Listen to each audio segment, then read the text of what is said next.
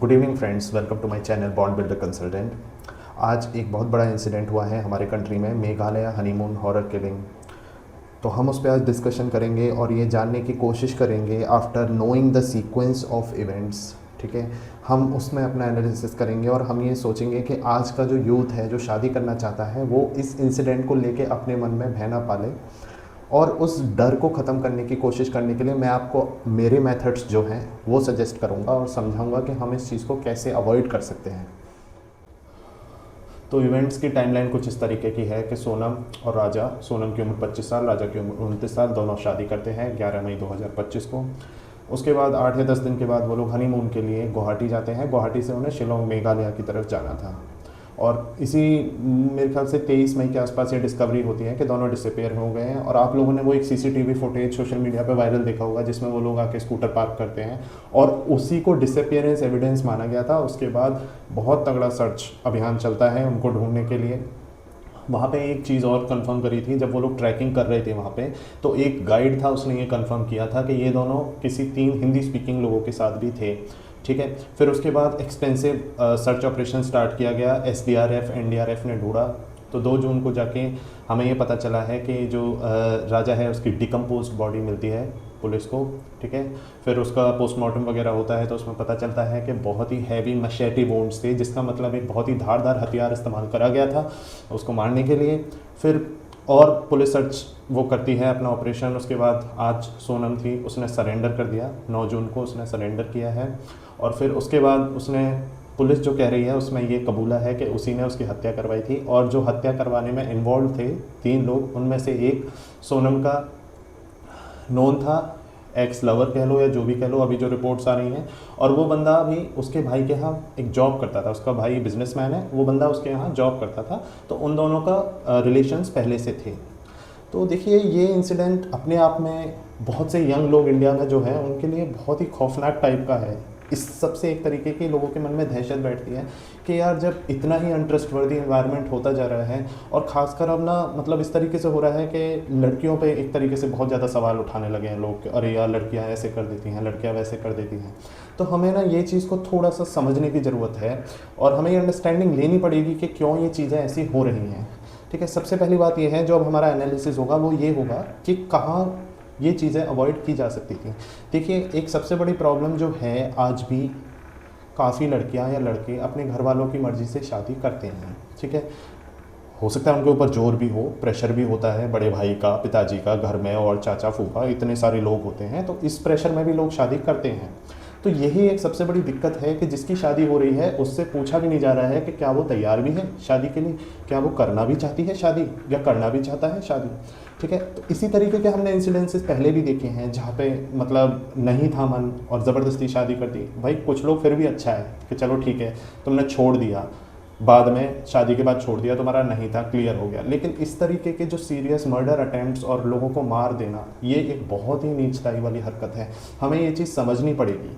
ठीक है, और हम लोग क्या कर सकते हैं, आज कोई लड़का मैरिज मार्केट में जा रहा है, कोई लड़की मैरिज मार्केट में जा रही है, उसे अगर मन में ये डर है तो मैं हूँ यहाँ पे उसका डर सॉर्ट करने के लिए। ठीक है, तो मेरी अप्रोच ये रहती है कि आप लोगों को आज कभी भी शादी करने से पहले एक मीडिएटर जिसे बोलते हैं, सॉरी इमीडिएटर नहीं, मीडिएटर जिसे बोलते हैं, बिचौलिया, उसके थ्रू ही जाना है। अब प्रॉब्लम क्या है ना, आप मुझसे कहेंगे यार कि बिचौलिया वाला सिस्टम तो अब ख़त्म हो गया है, वो सब चीज़ें तो कुछ बची नहीं हैं। मैं ये बात मानता हूँ कि वो बिचौलिया सिस्टम रहा नहीं है, और ख़ासकर जब वो होता तो शादी की क्वालिटी भी बेटर हुआ करती थी, शादियाँ बहुत लंबी टिकती थी। ठीक है, तो बिचौलिए का मतलब ये नहीं है कि कोई नोन ही हो तुम दोनों का, बस कोई ऐसा हो जो आपके और जिस परिवार में आप शादी करना चाहते हैं उन दोनों के बीच एक इंटरमीडियरी हो, मतलब उन दोनों के बीच में लिंक एस्टैब्लिश करे, कोई अनबायस्ड बंदा बैठा हो। तो यहाँ पे एक सॉल्यूशन जो मुझे समझ आता है, जो सर्विसेज मैं भी देता हूँ और ये मैं प्रैक्टिस भी करता हूँ इस चीज़ का, इवन मैं एक्सपर्ट भी हूँ इस चीज़ में, वो है कि मैं मैरिज कंसल्टेशन देता हूँ, प्री मैरिटल कंसल्टेशन। तो जो दोनों तरफ की पार्टीज़ होती हैं उन्हें साथ में बिठाते हैं, लड़का लड़की होना ऑफ कोर्स ज़रूरी है, उनके अलावा तो कुछ होगा ही नहीं। फैमिली हो बहुत अच्छी बात है, ना भी हो तो भी चलेगा, क्योंकि मैं ये मानता हूँ मैरिज सबसे पहले प्राइमरली एक लड़का लड़की का बंधन है। अगर वो दोनों एक दूसरे के चैलेंजेस, रिस्क और प्रॉब्लम्स को समझ पाएँ तो बाकी सब चीज़ें हैंडल करी जा सकती हैं। ठीक है, तो इसी बेसिस पर चलते हुए यहाँ जो मैं इस जो भी सिनेरियो हुआ है इसे इंटरपोलेट करने के लिए अगर कोई एक मीडिएटर हो, वो सबसे पहले काम क्या करेगा कि वो पूछेगा कि क्या आप दोनों राजी हो शादी के लिए, आप लोगों में कोई प्रेशर तो नहीं है। ये कुछ सवाल इस तरीके के होते हैं दोस्तों जो लोग आमतौर पर झूठ नहीं बोल पाते हैं इनसे रिलेटेड। वो कितना भी फेक कर लें, ये 25-30 सवाल जो लिस्ट होते हैं कंसल्टेशन में, वो उनसे झूठ बोल ही नहीं सकते, ठीक है। और एक को झूठ बोलेंगे तो दूसरे तीसरे पे पकड़े जाएंगे। सबसे खास बात ये होती है इन क्वेश्चंस की, ठीक है। तो ये मैरिज रिलेटेड ये क्वेश्चंस बहुत ज़रूरी होते हैं और मैं तो ये कहूँगा कि ऐसे इंसिडेंसेस अवॉइड करने के लिए सबसे पहले यही ज़रूरी है कि एक दूसरे का मन जाना जाए, क्योंकि प्रेशर में शादी करना आजकल बहुत बहुत कॉमन होता जा रहा है। कई बार पेरेंट्स नहीं मानते, खासकर टियर 2 टियर 3 सिटीज़ की बात मैं कर रहा हूँ। टियर 1 सिटीज़ में तो आजकल हो जाती है, कोई ऐसा इशू नहीं आता है, लव मैरिजेस का भी प्रचलन है, कुछ नहीं है, ठीक है। कुछ लोग कैसे सोचते हैं वो मैं उसकी गारंटी नहीं देता, लेकिन फिर भी ये हो जाता है। तो हमको यही चीज़ समझनी ज़रूरी है। तो हमें ऐसे क्वेश्चंस पूछने हैं एक दूसरे से आपस में, ठीक है, सारी क्लैरिटी साथ के साथ लेनी है। देखिए अब मैं आपको एक छोटा सा एग्जांपल दे सकता हूँ कि जैसे हम लोग फैमिली बैकग्राउंड और फैमिली हिस्ट्री पे इतना जाते हैं, लेकिन हम लोग कभी ये नहीं सोचते हैं कि लोगों की मेडिकल हिस्ट्री क्या है, कि इस परिवार के लोगों को क्या बीमारी है, क्या उस पर खुल के डिस्कशन होता है? नहीं, कभी नहीं होता है। तो यही बहुत ज़रूरी चीज़ें हैं जो हम इस चीज़ के थ्रू अचीव कर सकते हैं, ठीक है।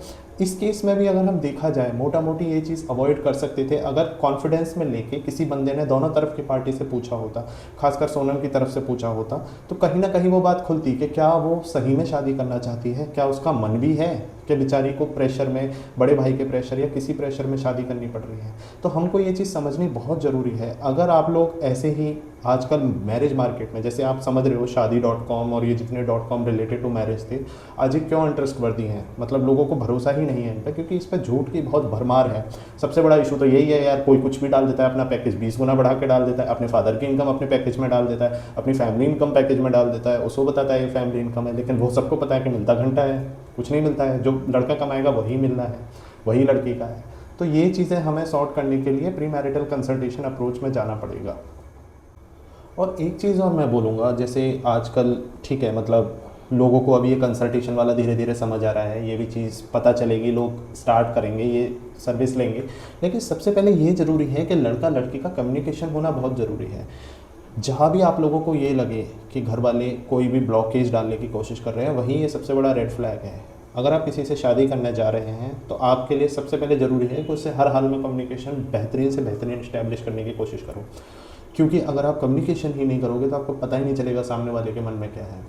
और इसीलिए सबसे बड़ी, लड़का हो या लड़की, दोनों को सीधे स्ट्रेट फॉरवर्ड क्वेश्चन पूछने बहुत ज़रूरी है। वो छोड़ दो सब ऐसा लगेगा अरे ये क्या सोचेगा, अरे वो क्या सोचेगा, नहीं भैया, जीवन भर का है खेल, ऐसे तो मैं कमिट नहीं करने वाला हूँ या करने वाली हूँ। तो आप जानने की कोशिश करो, कम्युनिकेशन को इतना एक्सीलेंट रखो कि भाई सामने वाले अपने मन की बात तुमसे कहे, बताए कि भैया मैं नहीं चाहता हूँ, मेरा कोई है, मेरा कहीं है, तू अपना देख ले, ठीक है।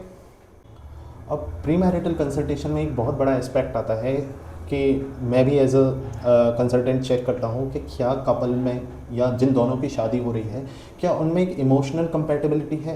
क्योंकि आप, जाहिर सी बात है, आप ये चीज़ समझ सकते हैं, अगर किसी एक बंदे का या बंदी का शादी करने का मन नहीं है तो उसके इमोशंस उसके चेहरे पर होंगे 100%। कोई कितना भी 100 ऑफ द टाइम फेक नहीं कर सकता है।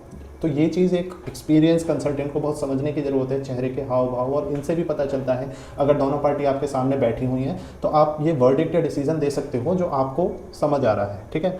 दूसरा है कि फैमिली डायनामिक्स भी पता चलते हैं। अगर मेरा कोई एक सवाल या तो किसी की फैमिली वाले को अच्छा नहीं लगता, बुरा नहीं लगता, तो उससे क्रॉस क्वेश्चन करके और चीज़ें भी उगलवाने में हेल्प होती हैं। तो ये एक फ़ायदा है इस चीज़ का।